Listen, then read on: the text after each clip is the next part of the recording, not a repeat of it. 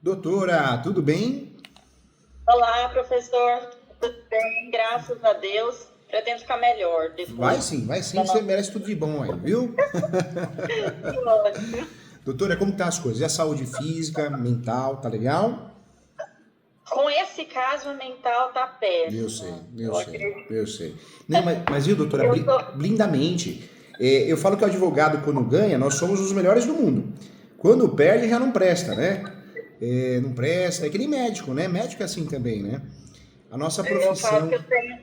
eu tenho sofrido com a advocacia como são muitas estratégias possíveis. Eu Às sei. vezes a gente adota uma e outro colega pensa diferente, e aí o cliente acaba achando que, poxa, meu profissional foi péssimo. E às vezes naquele momento, com o que ele te contou, você teve uma convicção que era a melhor estratégia e acabou que a gente agora fica na dúvida se realmente foi. Eu acho que o que atrapalhou muito a advocacia, eu acho que é as redes sociais, viu, doutora?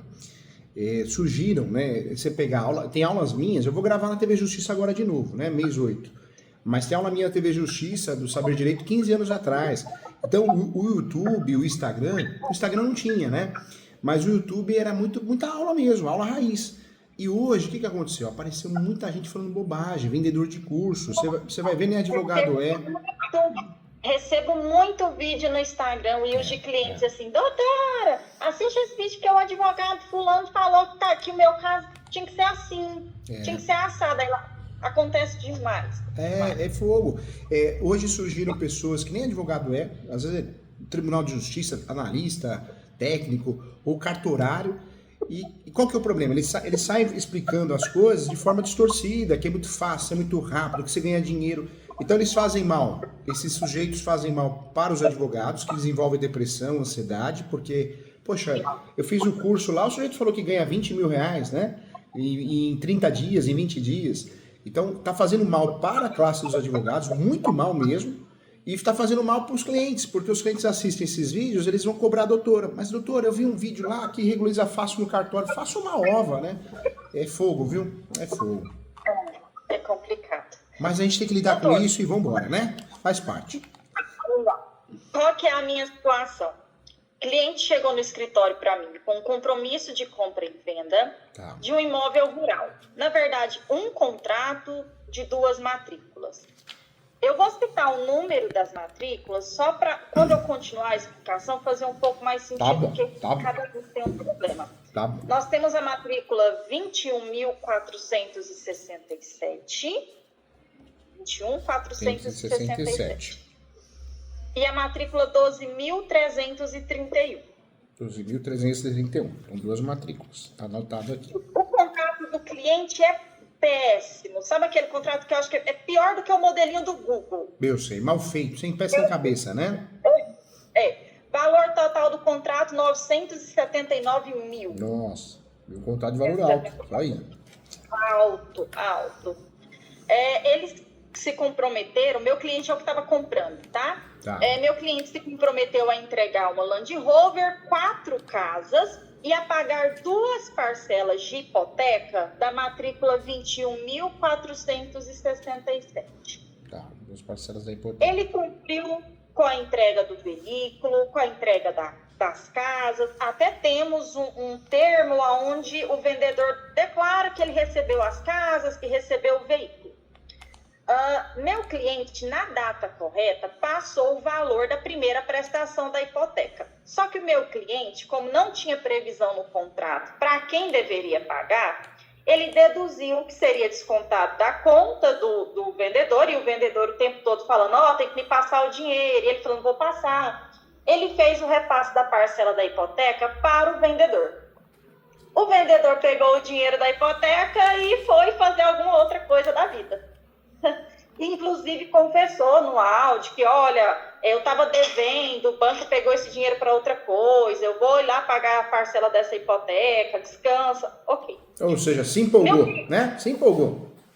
Pegou o Se dinheiro, empolgou, se empolgou. se empolgou. E aí, o meu cliente, embora tenha uma previsão no contrato que ele não poderia ceder para terceiro, ele fez o quê com essas terras? Vendeu para um terceirinho de boa fé. vendeu para um terceirinho de boa fé, que não está sabendo de nada do que está acontecendo. Ou seja, chegou um momento ali e falou, quer saber, eu vou me livrar da bucha, eu vou vender. Vendeu através de cessão de direitos possessórios também. Sim, o meu cliente, o que ele tem dessas terras, ele tem o compromisso de compra e venda das duas matrículas e ele tem uma procuração pública dessa de 21.467. Tá. Por que ele não tem procuração pública dessa outra? Existe uma previsão no contrato de que essa matrícula 2.331, que ela precisa ser regularizada por um inventário de bens que ficaria sob responsabilidade do meu cliente. Então, dessa daí, doutor, eu não sei nem como tá, para ser sincero. Tá. Eu sei dessa de 21.467 que meu problema está em relação à hipoteca. O meu cliente, ele me procurou e nós entramos, e aí que está o problema. Eu tô até com medo do doutor brigar comigo. Não, Nós entramos, ele me procurou à época e falou assim, doutora, eu tô com 2 problemas com o vendedor. Eu tô com um problema desse contrato e de um outro negócio, de um veículo que eu comprei, ele não transfere. Tem como notificar? Ele é meu amigo, a gente quer resolver, tem muita coisa envolvida. Notifiquei via cartório, conseguimos resolver a questão do veículo, transferiu para ele, mas em relação a esses imóveis, a resposta que eu tive foi que as casas que foram dadas em pagamento, que elas tinham problema, e que por isso ele usou o dinheiro que foi dado para a hipoteca para poder corrigir os vícios dessa casa. Mas não apresentou que vícios era, se tem algum orçamento de quanto ficou, para o meu cliente resolver o embate entre os dois, nem nada. Meu cliente falou, e agora? Falei, o que nós temos? Nós temos a informação de que ele está dilapidando todo o patrimônio. Ele manda um áudio para o meu cliente e fala, olha, estou transferindo o carro para você, tira logo do meu nome, porque eu estou tirando tudo do meu nome, porque eu estou devendo demais. Meu Deus Entrei, do céu. doutor. Doutor, desculpa cortar, mas olha só que história, hein? Aqui, quem comprou já vendeu. E os imóveis que o vendedor recebeu, as 4 casas, também já passou para frente, né? Então você já tá... Passou para frente. A confusão tá feita, né? E o pior, as casas que meu cliente pagou não estavam em nome dele. Pensa que meu cliente chama João. As casas estavam em nome de Maria, mas ele era o dono. Entendi. E as casas não foram para o nome do vendedor, ele já indicou o nome de terceiros. Olha então, assim, é uma situação que o contrato já veio muito bagunçado. Caiu na minha mão, o que eu fiz? Falei, com essa informação de que ele está dilapidando patrimônio, eu preciso mostrar algum risco para o juiz para conseguir talvez um arresto de valores para poder garantir isso aí, porque senão os outros credores vão vir, ele vai tirar tudo. Eu entrei com ação de obrigação de fazer para obrigar o cara a fazer o pagamento da hipoteca, tendo em vista que ele recebeu o valor. E embora no contrato não tenha previsão de para quem era para pagar, o tempo todo o meu cliente falou, vou passar o dinheiro para você pagar a hipoteca. E o vendedor confirmando, tá? Eu recebo o dinheiro para me pagar a hipoteca. Recebi o dinheiro para pagar a hipoteca. Então, eu entrei com essa ação de obrigação de fazer e pedi em liminar um arresto tendo em vista os indícios de dilapidação de patrimônio. Por isso, sabe, doutora, cortando a doutora aqui, perdão, a doutora tem mais que um professor, tem um amigo aqui, quero o seu bem, tô aqui para te ajudar, viu, sempre. Você vê como que é, quando a gente compra a posse, eu sempre falo, comprou posse, faz uso capião. O passo a passo para evitar riscos na compra de imóveis é o uso capião. Quando você compra a posse. Por quê? Mas professor Júlio, meu cliente só tem a posse um dia, um mês, um ano. Não faz mal, faz uso capião e usa a tese da soma da posse. Porque aí você consegue fazer o quê? Com o uso capião da mente, você usa ele como escudo protetor. Você vê, ninguém se preocupou nem do lado e nem do outro, né? Sim. Não, e eu fiquei assim, porque quem vendeu é proprietário, tá com o nome na matrícula. Tá com o nome da matrícula. É proprietário. Essa área maior aqui, essa de 21.467 está regular, matrícula certinha, com o nome dos vendedores e com a previsão da hipoteca. E ele, o cliente da doutora, comprador, não quis passar pro nome? Não passou? Aí que tá. Ficou faltando pagar as parcelas da hipoteca para então ser feita a escritura e ser repassado. Só que aí virou a bagunça a questão da hipoteca. Entendi, virou essa salada de fruta. Nossa senhora, e poderia ter tentado fazer a transferência com cláusula resolutiva, porque mesmo que tenha hipoteca, às vezes alguns cartórios permitem, também depende do cartório. Nossa, que salada de fruta, hein, doutora?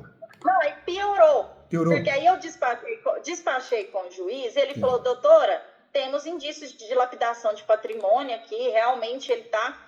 E me deu, assim, quase certeza no despacho que eu ia conseguir eliminar. O que acontece? Ele era o juiz substituto, volta o titular. Negou a minha liminar. Meu Deus. E aí, eu conversei com o cliente, falei, você quer agravar? Ele falou, doutora, marcou audiência de conciliação. Eu quero esperar a audiência de conciliação. Nós estamos, inclusive, com prazo ainda para agravo. Nossa. Quando o mandado de citação volta com a notícia de que não conseguiu cumprir o mandado porque não tinha ninguém na casa e a casa estava à venda. Mostrando mais uma vez que o cara está vendendo tudo. Aí eu fui pesquisar no Projúdice se eu encontrava o endereço atualizado do réu. O que eu acho que foi proposto há 4 dias? Execução do banco. Para poder tomar o imóvel. Aí eu falei, pronto. Aí o que eu tinha pensado, doutor? Falei, se o meu cliente, como um terceiro interessado, quita... Ui, acho que eu apertei alguma coisa que saiu. Mas tô te ouvindo, viu? Consegui voltar? Tá, tô te vendo. Tá me ouvindo? Tô sim, doutora. Consigo voltar. Não sei aonde foi que eu entrei aqui. Mas eu tô te vendo, a sua imagem parou, mas eu tô te vendo.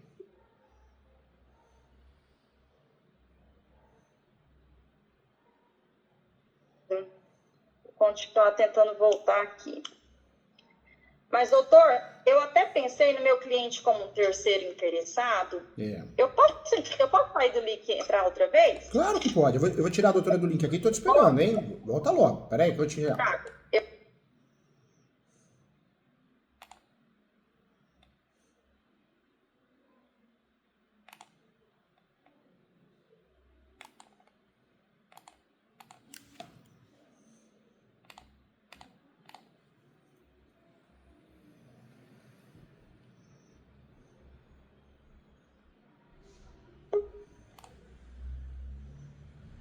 Aqui, voltou. Voltou. Doutora, aí o que eu pensei? Falei, se o meu cliente, ele apresenta, não sei se seria um embargo de terceiro, mas se ele se apresenta como interessado em quitar essa dívida, porque a dívida hoje está 250 mil. Se ele for olhar o preço que ele repassou essa fazenda e o prejuízo que um terceiro pode reclamar dele é maior. É maior. Então, se hoje ele se apresenta e paga essa dívida, olha, eu sou um terceiro interessado, eu pago. A carta de quitação sai em nome do vendedor, certo? Certo. Aí eu poderia notificá-lo para comparecer ao cartório para poder fazer a escritura e a ausência de comparecimento me dá o direito de uma adjudicação compulsória. Eu pensei nisso, mas eu fiquei com medo. Tem tantas ações surgindo contra o vendedor que eu estou com medo de, no meio do caminho, meu cliente pagar a dívida e vir um outro credor mais esperto e conseguir abocanhar o imóvel. E esse que comprou a fazenda dele, do cliente da doutora, ele tem que ser esperto, ele tem que fazer um escapeão com a soma de posse, nem que não seja um escapeão eficaz de resultado, mas é só para criar como escudo protetor. Nem que acabe perdendo a ação e depois propõe a outra, porque não faz coisa julgada material de campeão. Mas o ideal é ele propor a ação para poder se defender em qualquer situação. Eu não sei se ele tem amizade ainda, né, com ele, com quem comprou a fazenda, mas uma boa orientação seria ele fazer o campeão para usar a súmula 237 a favor dele, como matéria de defesa, né? Ele não está sabendo de nada ainda. Ah, entendi. A intenção do meu cliente era assim, eu quero resolver sem falar nada para ele. Se tiver que ir lá no banco e pagar de novo, eu pago. Aí eu fiquei assim, hoje meu cliente, ele tem o contrato e ele tem uma procuração pública. Ele não consegue registrar eu sei que é um contrato ruim. Será que ele não consegue registrar esse contrato da matrícula, pelo menos para gerar publicidade? Não sei. Doutora, não vai conseguir. Se tivesse um uso capião em andamento, daria para pedir o quê? A verbação premonitória para fazer constar na matrícula o uso capião.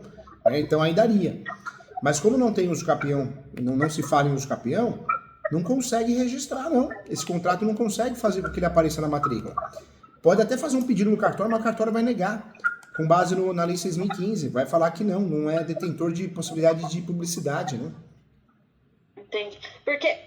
A uso capião, então, quem teria que promover seria não era meu cliente, era para quem me vendeu, né? Para quem vendeu. Poderia até o cliente fazer um uso capião só para se resguardar, né? usar a súmula 237, mas e aí? Quem comprou vai falar, mas poxa, você propôs um campeão depois que você vendeu para mim? Talvez fique confuso, né? E aí eu não sei se vai gerar desconfiança.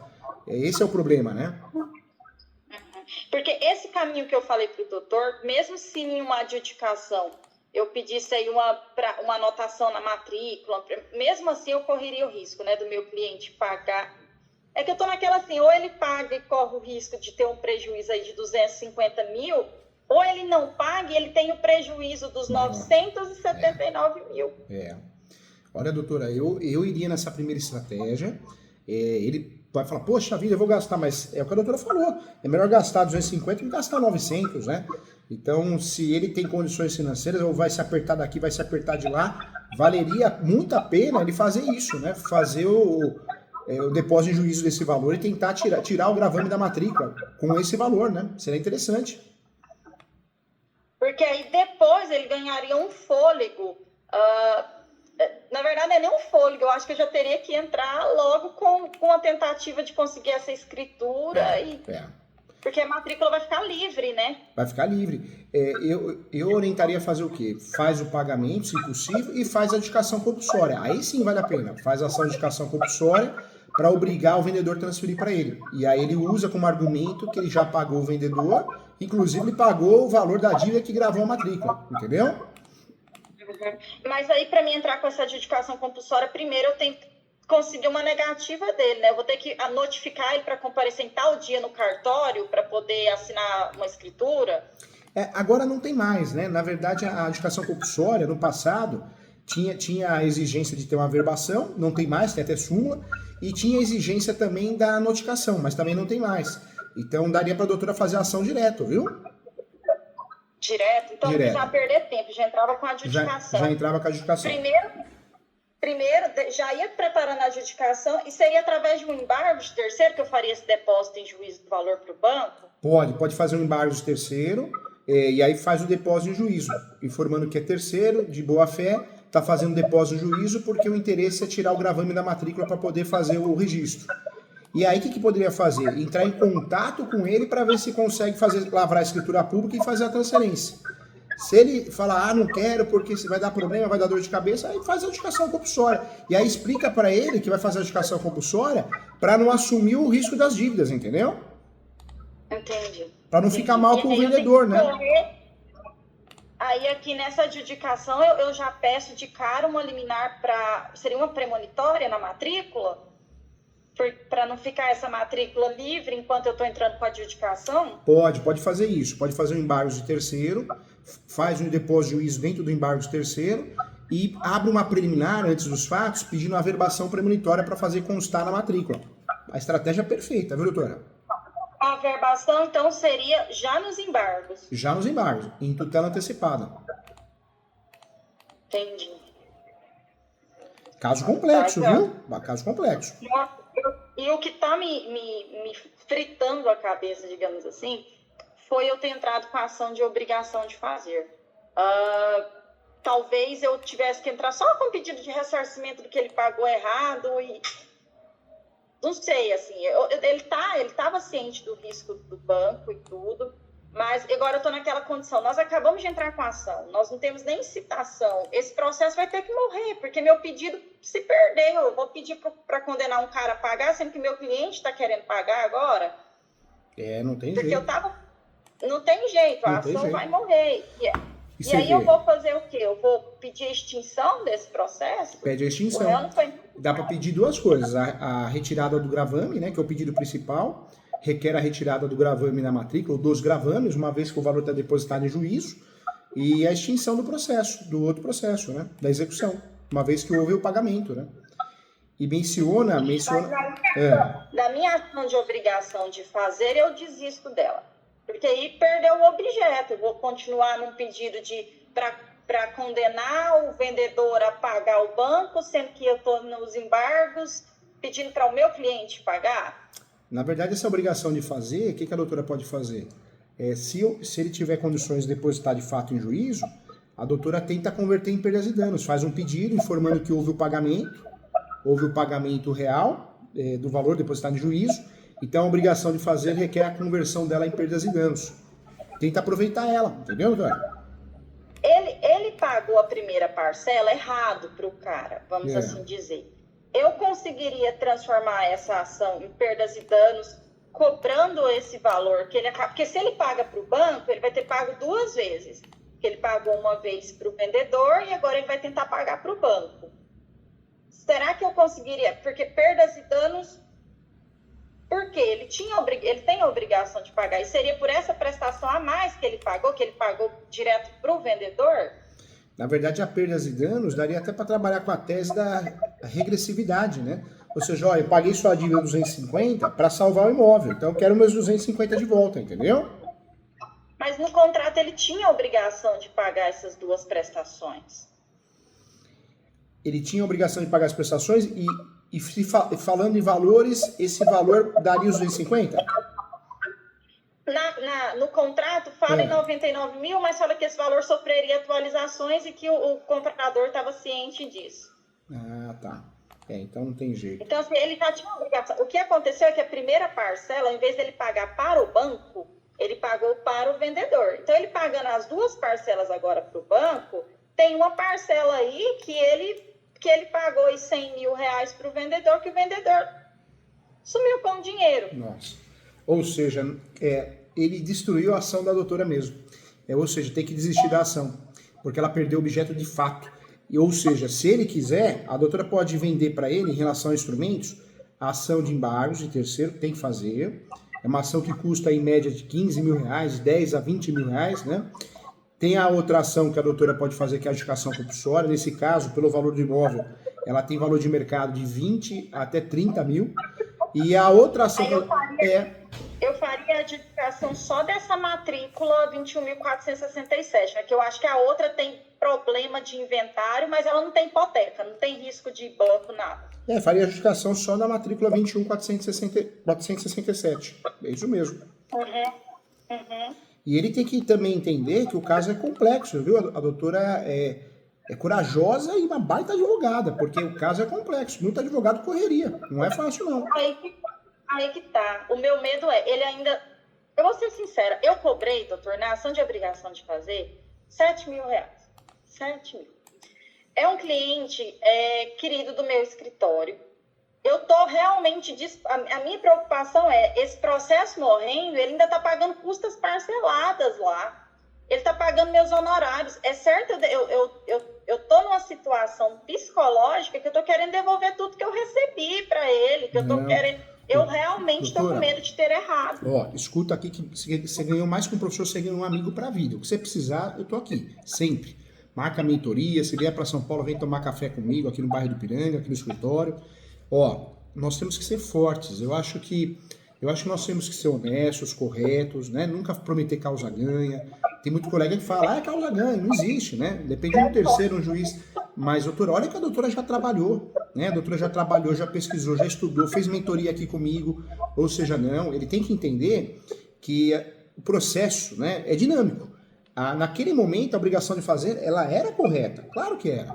Ou seja, esses honorários da obrigação de fazer, ele tem que acertar a doutora. A doutora fez a ação. É que, diante do que aconteceu, a estratégia mudou. Tanto é que a doutora não é obrigada a desistir da obrigação de fazer, a doutora pode até deixar. É que nós sabemos que se deixar, corre o risco de gerar sucumbência se não tem justiça gratuita. Por isso, talvez a melhor opção seja desistir, mas poderia deixar. Ele tem que entender que era uma ferramenta que tinha que ser usada naquele momento, naquela época. E agora nos resta usar o quê? Embargos de terceiro e adjudicação compulsória. E se ele quiser por fora, uma ação de perdas e danos com base nas questões regressivas, né? Por mais que ele tenha um contrato que obrigou ele a pagar, o outro não pagou, né? O vendedor não pagou e gerou prejuízo para ele. Então, daria para trabalhar com uma ação de perdas e danos materiais regressivos e danos morais, né? Se ele quiser levar para frente isso. Mas não, ele tem que respeitar a doutora. É muito comum, o cliente muitas vezes ele desiste, então eu não preciso pagar mais nada. Não, o brasileiro precisa entender que é um trabalho sério a advocacia. Não pode brincar, né? Achar que é tudo porcentagem de 30%, que eu vou dar um imóvel. Não, a despesa é altíssima para advogar. Se não pagar a OB, o que a OB faz? A primeira coisa, a nossa OB, querida OB, vai lá e, né, suspende seu direito de advogar. Então a gente tem que, eu acho que o advogado precisa de gerar mais respeito para a sociedade, de explicar que não tem causa-ganha, ser honesto, ser correto, mas a sociedade também precisa ter mais respeito com os advogados. Não, doutor, explica direitinho. Falou, olha, fiz o que tinha que fazer. Agora, nesse momento, a estratégia dinâmica, a estratégia dinâmica, nós temos que mudar algumas ações. E aí a doutora passa o orçamento direitinho. Viu, doutora? Não, que isso? Ó, embargos de terceiro é uma ação complexa demais. Não tem lógica, a doutora falou, vou fazer para você porque eu já fiz a outra ação. Não. E, foi que eu quase estava para fazer. Não faz, não. Olha, não faz. Olha, doutora, eu sou muito humano, viu? Mas eu apanhei tanto, mas tanto, que eu aprendi. Eu mandava muito modelo para alunos, né? Modelos. Eu parei de mandar modelo. Por quê? Começou a sair publicação no meu nome de ação que não era minha. O advogado, advogada, pegava a minha ação, o modelo que eu mandei para ajudar, e nem apagava meu nome. Então, você vê, a gente não é ruim, mas a gente vai ficando blindado, vai ficando com casca dura. Eu nunca vou esquecer. Eu acho que eu tô, desde que eu vi que o banco entrou, eu não durmo. Eu tô realmente histérica, que eu pensei, gente, que realmente eu tô com o horário marcado com um psiquiatra para pedir remédio. Eu tô a ponto de desistir da advocacia, porque eu pensei, gente, faz isso não. Muito errado. Ó, a doutora tem postura de advogada, tem aparência de advogada, é estudiosa, é humilde, é lutadora. Que isso? É um caso, infelizmente, na advocacia eu sempre me cobrei muito, mas eu percebi que as coisas acontecem sem a gente querer. Eu já tive casos aqui, o escritório foi condenado a pagar sucumbência, e aí eu expliquei para o juiz que não tem lógica, sucumbência quem paga é a parte que perdeu. Fiz o embargo, o juiz manteve, aí no recurso eu consegui reformar. Teve casos aqui que nós ganhamos a ação, o cliente mesmo assim ficou reclamando. Então, já vivi tudo na advocacia. Eu fiz 2 ações iguais renovatórias, uma nós ganhamos, a outra nós perdemos. Ou seja, o judiciário não tem parâmetro, o judiciário não tem... cada juiz pensa de um jeito. Então, entendendo... E tem colegas que são muito malvados. Colegas que, por exemplo, o cliente procura... E assim, ele nem estudou o caso e ele fala, poxa, ele tinha que ter feito tomado um outro caminho, a estratégia melhor era outra. E isso pra gente é terrível. É terrível. Nós estamos numa situação que o judiciário é inseguro. Julga mal, usa copia e cola, coloca o cliente contra o advogado. Eu atendi um advogado aqui, o advogado, na sentença, o juiz colocou que a ação foi um erro grotesco do advogado. Não deveria ter feito embargo de terceiro. Só que o advogado não fez embargo de terceiro, fez uma ação de nulidade. Agora, você imagina o cliente ver aquilo na sentença, acha que o juiz tem razão, acha que o juiz é Deus, vai lá e dá um tiro no advogado, né? Então, nós temos juízes maldosos, assessores maldosos, nossos colegas não são unidos. Ontem eu fiz uma mentoria, o cliente pagou a mentoria e a advogada participou. A advogada totalmente arrogante, né? Eu percebi que ela ficou bem incomodada. Depois ela agradeceu, ela falou, professor Júlio, muito obrigado pelas dicas. Mas a nossa classe é bem a problemática, o ego, a arrogância, é difícil, né? Só que, o que eu coloquei na cabeça para poder continuar o trabalho? A gente tem que blindar a mente, fazer o melhor, da melhor forma possível, estudar, fazer mentoria, se atualizar. Pronto, é o que a gente pode entregar. Agora, o que não depende da gente, não depende da gente. Quer falar mal, quer fazer maldade? Faça maldade aí, eu tô com a consciência tranquila, né? E nessa linha que a doutora tem que ir, senão fica doente, viu? A gente desenvolve depressão, ansiedade. Eu entrei na faculdade falando que eu seria advogada. Eu nunca pensei em concurso. Ontem eu estava olhando e falei, gente, vou ter que sair daqui, eu vou para um concurso, porque eu advogo sozinha. Eu vim do interior com R$30 no bolso há 6 anos. Hoje eu tenho minha sede própria do escritório. Eu não tenho sócios, eu falo que meu sócio é Deus, que foi um convite que eu fiz para ele no dia que eu formei, que eu terminei o curso. Sou cristã, então eu tenho um senso de responsabilidade gigante. Eu ainda brinco assim, se encontrarem erros na minha atuação, que óbvio que vai encontrar, eu nunca erro para levar vantagem ou para tirar dinheiro de alguém. Eu errei tentando acertar. Então, eu estou tendo que aprender, e esses dias tem sido bem difícil, que a gente não agrada a todo mundo, que a gente não vai agradar o cliente, que o cliente acaba passando para nós a responsabilidade, um problema que ele assumiu. Por exemplo, esse caso, o contrato é péssimo. Como que alguém faz um contrato de R$900 mil e não tem uma previsão ali, não tem previsão de nada, não tem Não tem nem falando se você vai pagar direto para o banco a parcela da hipoteca, você vai pagar para o vendedor, você vai pagar na conta X, não tem. Meu cliente fez o pagamento da parcela da hipoteca, doutor, através de contas de terceiro de mais de 10 pessoas. Ele foi mandando 5 mil reais, 15 mil reais, 30 mil reais, 40 mil reais, até para me provar para o juiz que o meu cliente pagou a parcela da hipoteca para o vendedor é difícil, porque não saiu nem da conta de titularidade dele. Então, assim, é uma zona que já chegou para mim muito bagunçada. Então, o que eu quis foi tentar garantir um dinheiro, um arresto, alguma coisa, para segurar a possibilidade. Eu falei para ele, essa ação minha não te isenta de ir no banco e tentar ganhar tempo e negociar essa dívida. Faça isso. Porque se o banco executa, o problema ganha uma dimensão muito maior. Não, doutora... E, pelo jeito, eles não fazem isso. Doutora, seja sempre sincera com o cliente, né? Muitas vezes o cliente contrata o advogado, assim como contrata o médico, o contador, achando que contratou, resolveu. E não é assim. Você sonega a vida inteira, declara errado, não declara, aí contrata o contador, aí vem uma notificação da Receita Federal, o contador que está errado. Né? Você nunca cuidou da saúde, procura o médico, e o médico não presta porque o tratamento não é bom. Você nunca se cuidou e o tratamento que o médico passou você não seguiu. E o advogado a mesma coisa. Então, nesse caso, doutora, o ônus não é seu. O ônus não é seu. O ônus é do cliente. Ele paga o preço dos erros que ele cometeu. A doutora é uma ferramenta para tentar resolver.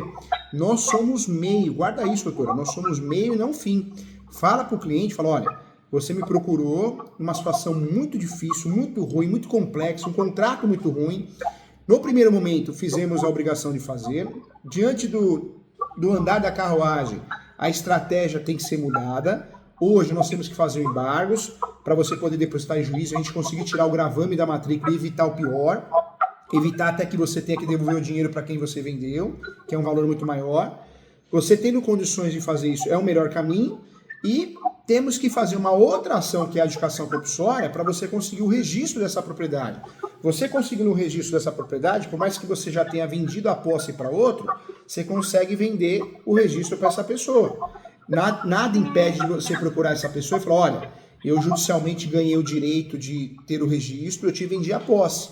Agora você não quer me fazer uma atualização, né, para eu te passar o imóvel, a propriedade? Aí vai do comprador, né, como ele vai abordar isso. Mas, doutora, não assuma essa responsabilidade, não assuma não, tá errado.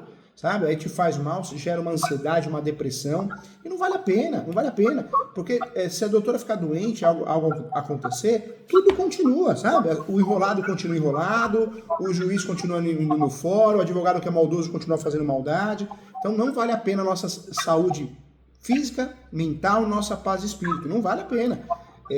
É da advocacia, a doutora é um meio, não é um fim, deixa claro isso pro cliente, viu?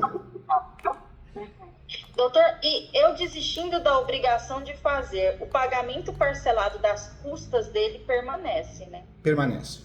As custas iniciais, então permanece. Permanece. Tá? Outra dúvida, os embargos de terceiro, eu vou tentar já pedir uma tutela antecipada para averbar na matrícula. Isso me traz alguma segurança em relação a terceiros, essa averbação? Se um credor pedir a penhora desse imóvel, enquanto eu estiver com a adjudicação em curso? Não, na verdade, a doutora, o embargos é uma ferramenta corretíssima, porque a doutora, o grande pedido do embargos é retirada do gravame. Se tiver, de fato, condições de pagar a dívida, nossa, melhor ainda, depois estou em juízo, não tem nem como perder esse embargos. Por outro lado, dá para procurar o vendedor e falar, vendedor, eu consegui tirar o gravame da matrícula, agora você passa para mim. Se vê que ele é redundante, foge, não quer assumir a responsabilidade ou qualquer outra situação, aí faz a adjudicação compulsória. Ou seja, esse caminho que nós estamos falando aqui é o único caminho que a doutora tem, não tem outro, né? Porque se esse vendedor se dispusesse, a gente entrar em contato e falar, olha, o banco executou o contrato. Nós vamos fazer o procedimento, depositar em juízo o valor, só que a gente quer que você... Porque talvez negociar com ele, para ele ir ao cartório, fazer essa escritura para garantir o registro, e às vezes meu cliente abriria mão até de uma ação de buscar ressarcimento que ele pagou errado. Na verdade, o meio para tentar consertar isso é o embargos, é a adjudicação compulsória. mas surge a possibilidade de reingresso, né? Se ele quiser fazer um reingresso, por mais que ele tenha a obrigação de pagar as prestações, ele pagou, pagou e o outro não pagou, né? O outro não fez... Ele pagou, aí ele vai pagar novamente para o banco. Então, um desses valores, ele acaba pagando além da obrigação. É isso mesmo. Aí ele caberia regresso. Talvez ele poderia usar esse regresso como instrumento para negociar com o vendedor, para ele ir amigavelmente ao cartório, sem a necessidade da adjudicação. Poderia, talvez, segura um pouquinho a adjudicação compulsória, ingressa com essa ação de reingresso, né, pedindo perdas e danos, reingresso de danos materiais e a perdas e danos, e foca muito bem nessa ação de pedir uma conciliação. Nessa conciliação, nessa audiência de conciliação, seja online ou seja presencial, vamos fazer um acordo aqui? Você assina uma escritura pública para mim, você tem 10 dias sob pena de multa altíssima, e aí tá tudo resolvido. Aí dá baixa na ação. Entendi. Agora, doutora, com muito carinho, hein? Promete aqui, professor Júlio, que você não vai deixar de cobrar, você não vai deixar de falar que a responsabilidade não é sua, que ser meio não é fim, porque você precisa tirar esse peso de você, tá te fazendo mal, né? Tá. O meu medo hoje, doutor, eu entendi muito bem os embargos, vou fazer, se o cliente quiser me contratar, eu vou fazer bonitinho. Inclusive, se ele tiver realmente a pretensão de fazer esse depósito, mas eu acredito que, na hora que ele entender a complexidade, ele vai dar um jeito de querer fazer. O meu medo é como eu vou conseguir mover a adjudicação para conseguir concluir esse registro antes que um credor tenha acesso a essa matrícula. Como que eu faço para segurar o direito do meu cliente nessa matrícula até ele conseguir a adjudicação? Na verdade, o único meio que a doutora tem é no embargos de terceiro pedir uma averbação premonitória. Porque a doutora, queira ou não queira, sujou a matrícula também no sentido de falar, opa, existe um embargos de terceiros aqui. Entendi. Aí, esse embargo de terceiros, se um outro for... Ela tem prioridade em cima de uma penhora que um outro credor pudesse pedir em um processo? Meu cliente tem prioridade por ter essa... Tem, na verdade tem discussões em relação a isso, mas a partir do momento que faz a averbação premonitória de um embargo onde foi depositado em juízo, ele ganha prioridade. Tem discussões, mas dá para discutir essa prioridade. Entendi. É aquela assim, é o que nós temos para tentar. O risco existe, se não fizer nada, o risco está aí, se fizer alguma coisa também tem seu risco. Também tem seu risco, ou seja, ele tem que estar ciente, né? Tem que estar ciente de fato que o caso é complexo. A doutora está fazendo o melhor, usando todas as ferramentas, mas o caso é complexo, né? Para poder justificar essa tutela antecipada, para ter essa averbação, eu posso apresentar a quantidade de processos que estão surgindo contra esse vendedor e a própria fala dele de que está dilapidando todo o patrimônio para mostrar o risco de conter essa informação na matriz? Pode e deve, viu, doutora? É a grande justificativa, porque a doutora, para conseguir essa tutela, tem que fazer prova do juízo, na verdade, probabilidade, né, de prejuízo. E aí, com isso, com essas alegações, essas provas que a doutora tem, eu acho que está muito bem provado, viu? Talvez valha a pena até despachar com o juiz também. Sim, eu gosto sempre de despachar, porque a gente acaba explicando melhor. É o que eu falo, doutor, se eu erro, é tentando acertar, porque eu cuido como se fosse meu problema. Eu tenho certeza disso. Quem faz mentoria comigo é porque é diferente, né? É estudioso, está preocupado com o nome, está preocupado com o cliente. Porque o advogado que é arrogante, acha que sabe tudo, imagina, você acha que ele quer fazer mentoria, quer estudar? Quer nada, ele quer ficar fazendo pose, né? Não, doutor, nossa, esclareceu demais, porque eu estava a ponto de realmente fazer os embargos, mas devolver tudo que eu recebi, ou pior, fazer tudo isso aqui, a adjudicação, os embargos, sem cobrar nada, porque eu estava me sentindo muito mal da minha ação agora cair. A doutora não tem que se sentir mal, porque a ação que a doutora não foi um erro. A ação que a doutora fez, né, corrigindo, não foi um erro. Então, não tem nada que a doutora se sentir culpada, se sentir mal. Foi uma ação que naquele momento era oportuna. Hoje deixa de ser oportuna porque houve uma mudança aí na situação fática. Então, existem outros instrumentos para poder resolver. A estratégia mudou a estratégia, né? Mas a doutora não errou, então não tem que sentir sensação de culpa, receio do cliente. Não tem que ter, não. Pelo contrário, Tá a ótimo. doutora está advogando com qualidade e excelência. O cliente sim que tem que dar valor para a doutora, que contratou uma advogada diferenciada, viu? Eu tento fazer um trabalho mais personalizado, embora eu seja sozinha. Mas doutora, O escritório cresceu, mas a secretária também sou eu. Então, quem atende lá no WhatsApp da secretária também ainda sou eu. Eu sou a menina que está aprendendo a advogar, estudando sozinha. Eu não tive alguém para encostar e falar, encosta aqui que eu vou te ensinar como faz. na verdade, não se sinta amedrontada, antes só que mal acompanhado. Eu lembro que no começo de carreira eu tive uma sócia, né? Nossa, Deus é tão bom que eu até esqueci o nome dela. É Vera Lúcia, né? Quando chegava o boleto do aluguel, ela sumia. Aí depois eu pagava o aluguel, ela aparecia. Ela ficava acompanhando, né? E aí eu vi que ia virar uma bola de neve dos aluguéis, aí eu acabei desfazendo, foi o primeiro escritório que eu tive, né? Mas, então, o que eu aprendi? Antes, só que mal acompanhado. Não adianta nada a doutora ter uma sócio, um sócio ou um auxiliar e não ajuda em nada. Então, vai tocando e o dia que a doutora achar que precisa de alguém, contrata alguém, né? Competente para ajudar, viu? Todo mundo começou pequeno. Ninguém começa grande, a não ser que ganha tudo do pai e da mãe, né? E às vezes não dá valor. Verdade. Foi muito esclarecedor, tá, doutor? Vou passar Estou à disposição. valores, Você não está sozinha. Quando precisar de mentoria para discutir o caso, precificação, tese, correção de peça, pode me chamar. Eu estou aqui para te ajudar. Obrigada. Tá bom? Obrigada mesmo, viu? Fica com Deus, tá? Continue gerando sucesso aí na sua profissão. Obrigado, doutor. Amém. Viu? Obrigada. Com Deus. Tchau. Fica com Deus. Obrigado pela confiança. Tchau.